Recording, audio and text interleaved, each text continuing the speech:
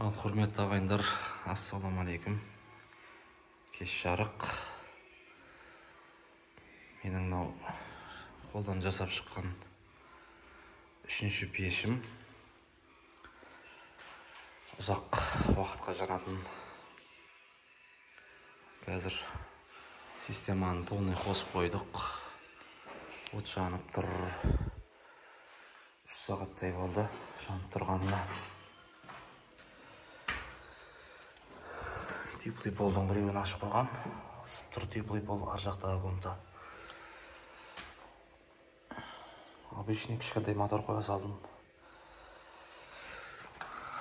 Мынау 55-те тұр, термостат айдап тұр қазір полный.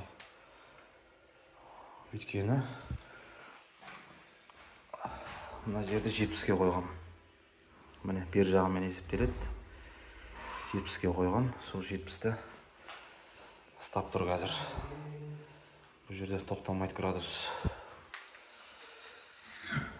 Бұл жақта көмір жанып жатыр.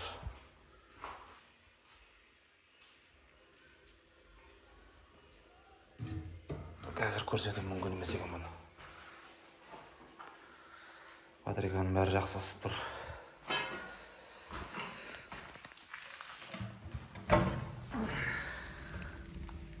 Астын бір көрсетейін.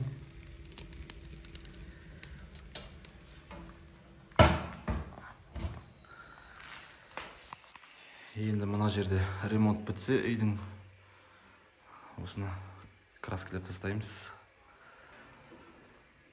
Сонымен болды жұмысымыз.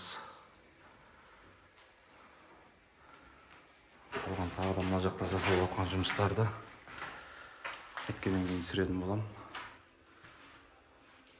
Қазір ламинат төселіп жатыр.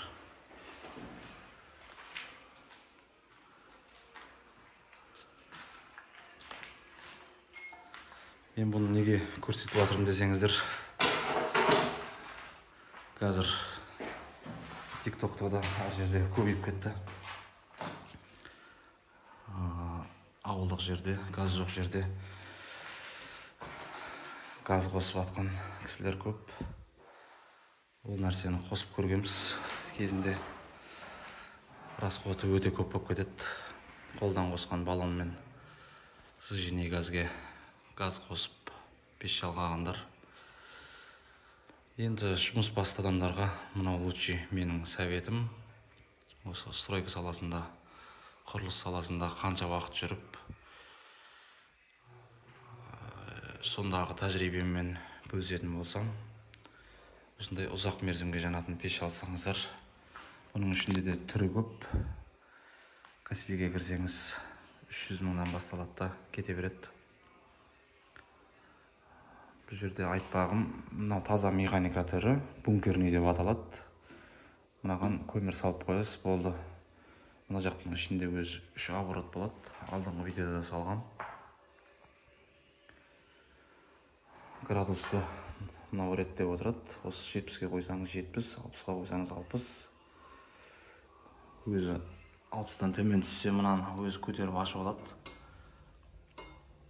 Өзі ауа кіреді, содан қайтып қаттырақ жанады өзінің оты. Сондықтан менің советім ұзақ мерзімге жанатын ауылдық жерлерге өте ыңғайлы пеш. Енді бұл жерде лаж болса бөлек комната болған дұрыс. Бұны енді асығыспен бітіріп жатырық қазір.